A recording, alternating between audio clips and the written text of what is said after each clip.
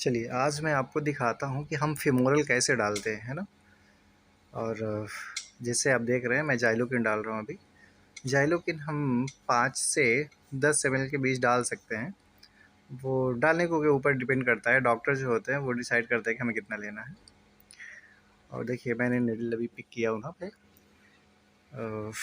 इंट्राड्यूसल needle इसे कहते हैं जो आप देख रहे हैं।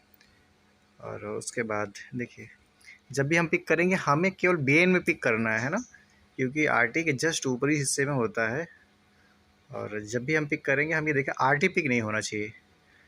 और हमें जैसे खींच करके थोड़ा चेक करना होता है, ये देख करके कि हाँ कहीं ऐसा तो नहीं आर्टरी में पिक हुआ। अगर आर्टरी में पिक होगा तो आपको सिरिंज खुद से बाहर की ओर फेंकेगा, है ना? इतना प्रेशर होता है आर्टरी में, तो आपको ये चेक करना है।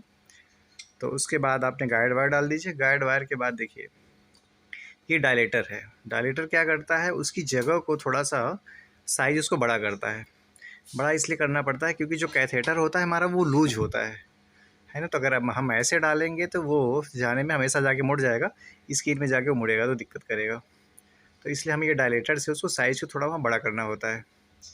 और ये जो आप देख पा रहे हैं, देखिए ये सेंट्रल लाइन है ना? जैसे हम अगर किसी पेशेंट को जब एडमिट होता है तो हम बीगो डालते हैं, तो बीगो जैसे अगर 2-4 जगह पड़ जाए तो स्वेलिंग आ जाती है, तो वो फिर हमें कहीं ऑप्शन नहीं बचता है। तो इसलिए सेंट्रल लाइन डाला जाता है, जिससे ये थोड़ा सेफ़ भी होता है ना? इन्फेक्शन के लिए भी थोड़ा सा ये से बचने के लिए थोड़ा सेफ़ होता है। तो हम सेंट्रल लाइन डालते हैं। तो अगर आप ये देख रहे हैं आप, तो फीमोरल वेन में ये डाला गया है ना? और देखिए ये इसमें 3 लाइन होता है, सेंट्रल लाइन, जिससे कि आप जो है डालने के बाद हमें ये चेक करना पड़ता है उसके बाद भी कहीं ऐसा तो नहीं कि आरटी में गया हुआ है। क्योंकि आरटी में अगर जा रहा है तो जाहिर सी बात है, जैसे आप ड्रिप कनेक्ट करेंगे फटाक से सारा का सारा उसका ब्लड आपका बॉटल में चला जाएगा। प्रेशर होता है उसमें, है ना? तो देखिए मैं इसे पुश कर रहा हूँ, पता चल जाएगा कि आरटी में है या नहीं, है ना? क्योंकि उससे ब्लड का जो कलर होता है उससे भी हमें पता चलता है कि हाँ आरटी में है या तो वेन में है ना? तो ये देख पा रहे हैं आप, जैसे कि मैंने चेक कर लिया हूँ कि है, ये वेन में है, क्लियर है ये कि ये वेन में है ना? और उसके बाद हमें तीनों लाइन में एक बार डाल के एनएस डाल के कंफर्म कर लेना है। उसके बाद उसमें एनएस छोड़ देना है डाल के, क्योंकि जिससे कि लाइन क्लाट ना होने पाए, है ना? क्योंकि लाइन क्लाट हो गई तो फिर आप उसमें ड्रिप नहीं चला पाएंगे, कोई भी इंजेक्शन नहीं दे पाएंगे आप, है ना? तो इसलिए हमें वो तो सारा का सारा उससे तीनों पॉइंट को चेक करना है और उसमें फिर एनएस डाल देना है ना?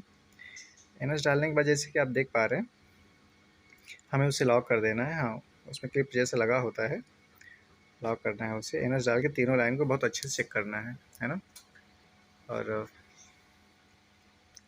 अच्छा, जब भी आप डालते हैं ना तो इसको ध्यान देना है, कहीं ऐसा तो नहीं कि आरटी में न जाके वो वेन में न जाके आरटी में गया हुआ है, क्योंकि ये बहुत ही महत्वपूर्ण चीज़ें हैं। क्योंकि जब कोई नया कोई स्टाफ होता है, कोई तो टेक्नीशियन तो वो डालता है तो ज़्यादातर हमेशा आरटी गलतियाँ हो जाती है, आरटी पिक होता है।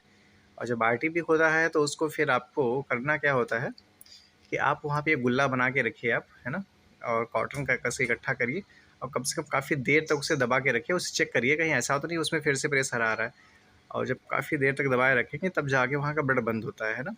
तो उसके बाद ही हमें पिक करना है, जब तक उस वहाँ का ब्लड बंद ना हो जाए चेक करने के बाद।